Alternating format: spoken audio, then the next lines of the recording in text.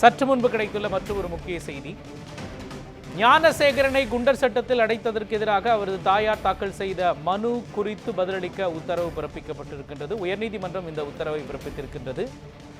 சென்னை அண்ணா பல்கலைக்கழகத்தில் மாணவி வன்கொடுமை செய்யப்பட்ட வழக்கில் குற்றம் சாட்டப்பட்டு தற்பொழுது சிறையில் அடைக்கப்பட்டுள்ள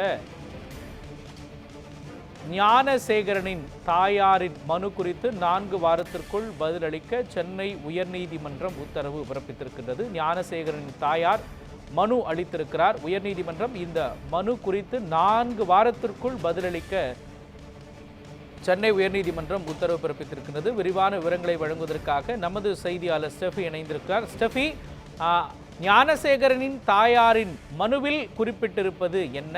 இந்த மனு மீது பதிலளிக்க சென்னை உயர்நீதிமன்றம் 4 வாரத்திற்குள் பதிலளிக்க வேண்டும் என்று சென்னை உயர்நீதிமன்றம் உத்தரவு பிறப்பித்திருக்கிறது. இந்த உத்தரவு யாருக்கு பிறப்பிக்கப்பட்டிருக்கின்றது? யார் பதிலளிக்க வேண்டும்? முழுமையான விவரங்களை நீங்க பதிவு பண்ணலாம். மோகன், ஞானசேகரனின் தாய் கங்காதேவி சென்னை உயர்நீதிமன்றத்தில் தாக்கல் செய்துள்ள ஆட்கொணர்வு மனுவில் தனது மகன் ஞானசேகரனை கடந்த டிசம்பர் மாதம் அண்ணா பல்கலைக்கழக மாணவி பாலியல் வன்கொடுமை தொடர்பான வழக்கில் காவல்துறையினர் கைது செய்ததாகவும் அதன் பிறகு ஜனவரி 5ஆம் தேதி தனது மகன் ஞானசேகரன் மீது சென்னை மாநகர காவல்துறை ஆணையர் குண்டர் தடுப்பு சட்டத்தின் கீழ் சிறையில் அடைக்கப்பட்டதாகவும் கூறியுள்ளார். தனது மகன் மீதான பாலியல் வழக்கு 2024ஆம் ஆண்டு டிசம்பர் மாதம் பதிவு பெற்றுள்ளது. இவரை குண்டர் தடுப்பு சட்டத்தின் கீழ் அடைக்க வேண்டும் என்ற ஒரே நோக்கத்திற்காக கடந்த 2009ஆம் ஆண்டு பதிவு செய்யப்பட்ட பழைய வழக்குகளை காரணம் காட்டி காவல்துறையினர் இவரை குண்டர் தடுப்பு சட்டத்தின் கீழ் அடைத்துள்ளதாகவும் மனுவில் குற்றம் சாட்டியுள்ளார்.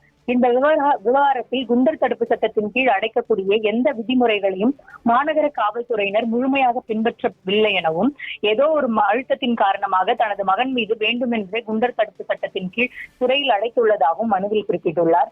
எனவே சட்டவிரோத காவலில் அடைக்கப்பட்டுள்ள தனது மகனை விடுவிப்பதுடன் தனது மகன் மீதான குண்டர் தடுப்பு சட்டத்தையும் ரத்து செய்ய வேண்டும் என்று தனது மனுவில் கோரிக்கை வைத்துள்ளார்.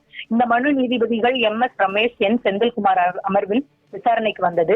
அப்போது மனு குறித்து 4 வாரங்களில் காவல்துறை பதிலளிக்க உத்தரவிட்ட நீதிபதிகள் விசாரணையை ஒத்திவைத்தனர். வழக்கு குறித்தும் உயர்நீதிமன்றத்தின் உத்தரவு குறித்தும் விவரங்களை வழங்கியதற்கு நன்றி ஸ்டெஃபி.